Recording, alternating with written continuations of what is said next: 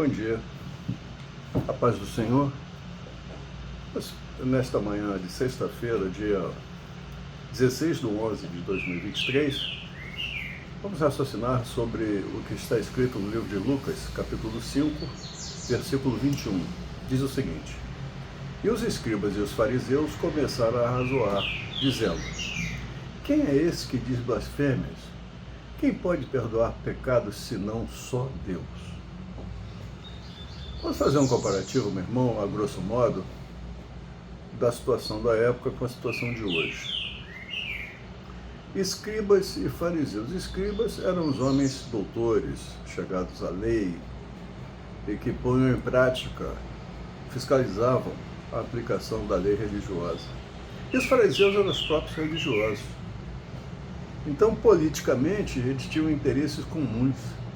Continuar a manter uma boa relação com o governo, que na época era exercido pelos romanos, um governo dominador do Império Romano naquela região. Então, qualquer nova liderança, segundo eles, era um risco às posições que eles mantinham junto aos governos.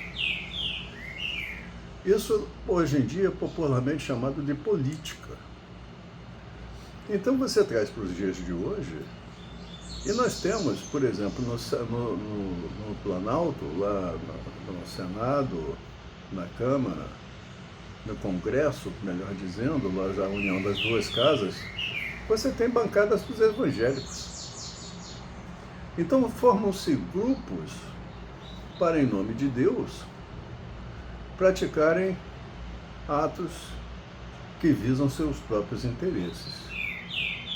Isso é muito perigoso de se entrar, porque quando você não tem, você falando que você não tem provas, ou não tem elementos, é melhor assim, elementos de convicção, você não pode, você comete, às vezes, você pode cometer, às vezes, uma atrocidade, não é? Então, assim sendo, vamos nos reter ao campo espiritual. Ora, a Bíblia diz que a carne milita contra o espírito. Então, quando você tem interesses particulares, eu digo que você está distraído espiritualmente, porque você está enxergando a situação, o fato, com os olhos de interesses pessoais. É errado? Não. Todo cidadão tem dever até de crescer como pessoa. É um dever do cidadão querer melhoria para a sua família, para os seus filhos, sem, contudo, cometer atrocidades com o próximo. É lícito ele querer crescer sem cometer atrocidades com o próximo. E naquele caso, veja, atacavam-se Jesus, não é? Em nome de uma religiosidade. Ora, e hoje? O que acontece? Também as mesmas coisas. Já houve eventos aí que um certo prefeito, né, fez reunião, segundo a imprensa, fez reunião a fim de distribuir atendimentos médicos, de oftalmológicos, salvo engano. Gente, e notadamente, os membros da sua denominação religiosa seriam os primeiros a serem atendidos. Isso vai contra o interesse público, isso vai contra o interesse do cidadão, isso vai contra a lei, isso vai contra as autoridades, isso vai contra Deus. Então você veja que, às vezes, um religioso pode cometer uma atrocidade. Agora, não cabe a nós esse julgamento.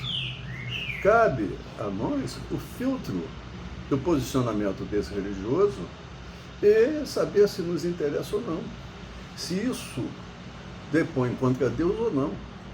E nos mantermos num posicionamento de perplexidade. E orar por essa autoridade, para que o Senhor dê discernimento. Assim sendo, veja, religiosos às vezes questionam a você. Às vezes um religioso diz que a igreja não funciona, diz que o pastor não funciona, diz que o obreiro não funciona, diz que não existe o derramamento de espírito. Criam-se situações para denegrir uma casa onde o Espírito Santo passeia tranquilamente. Não faça isso. A Bíblia ensina o seguinte: analisai todas as coisas, retém o que é bom. Assim sendo, nesta manhã, eu lhe deixo a paz do Senhor, lembrando, retenha o que é bom para a honra e glória do nome de Jesus. Amém? A paz do Senhor. Tchau.